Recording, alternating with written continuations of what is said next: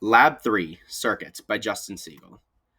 The purpose of this experiment is using the principles of energy conservation and current conservation. We have to predict the behavior of circuits containing resistors in series and parallel, use a multimeter to measure the actual values of the conventional current and potential differences in the circuit, and examine the behavior of ohmic resistors and capacitors.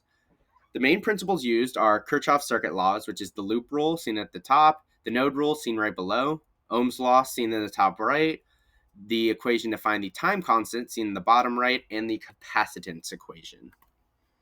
So for our main results, the actual values of the current and voltage determined from the model equal the calculated results. In an RC circuit, the magnitude of the current is time dependent. Also in an RC circuit, it takes longer for a capacitor to charge and discharge if there's more resistance. The current in the circuit with two resistors was 0.02 amps, and the time constant ended up equaling 5.984 or 6 seconds. For our assumptions, we had to assume that the resistance of the wire and ammeter is negligible and there was no leakage of charge. So for the experiment, the system is all components of the circuit, which include the ammeters, resistors, batteries, and the surrounding is everything else. So for our first model, we predicted that the current I1 is going to equal current I2 due to the node rule, and that the overall resistance is going to be 47 plus 100 or 147 ohms. And the overall current is going to end up being 0.02 amps.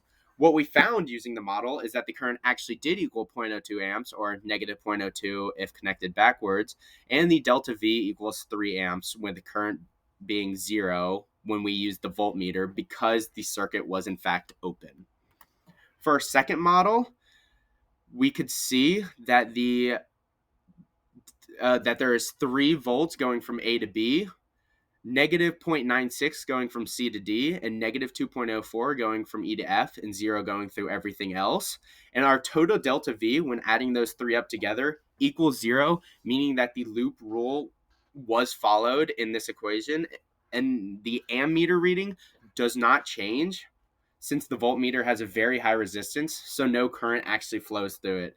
And as you can see by the graph, that is the graph of the delta V starting at 0, reaching its max at B to C, and then dropping all the way down to 0 with a bigger drop at the 100 ohm resistor than the 47 ohm resistor.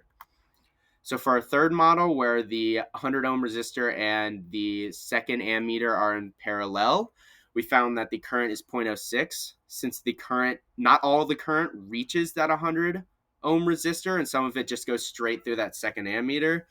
The resistance of the 47 ohm is actually 48 ohms. Resistance of the 100 ohm is actually 102 ohms. The resistance of the wire is still 0, and ammeter is still 0. Next, for Model 4, as you can see, the battery with 10 ohm bulb and capacitor starts at max brightness and slowly dims till there's none. Same with the current, starting at max and ending at 0.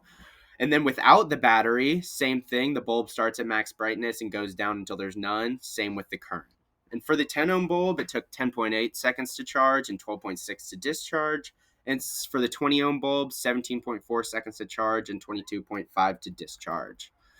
Finally, as you can see, the slope of our graph being negative 0.1671, the RC equaling negative 1 over that slope is 5.984 or 6 seconds, and we expected it to be 6 seconds, so we can see that our models were proved correct. For the additional first question, real ammeters have some resistance, so the current would actually be slightly lower due to this increase in resistance. And for the second question, our model predicted that the capacitor would reach the full charge instantly, but in real life, wires and capacitors actually do have resistance, so the time needed for the capacitor to charge would take a lot longer. So our sources of error, only thing can be is human error, which is timing and rounding, because we used a perfect model. And in conclusion, the calculated values were either the exact same or very similar to the experimental values. In an RC circuit with more resistance, it takes longer for a capacitor to charge or discharge, and wires and ammeters were determined to have a negligible amount of resistance, which helped calculate values for an ideal circuit, but in real life, circuits are not ideal, so this will not be the case. Thank you.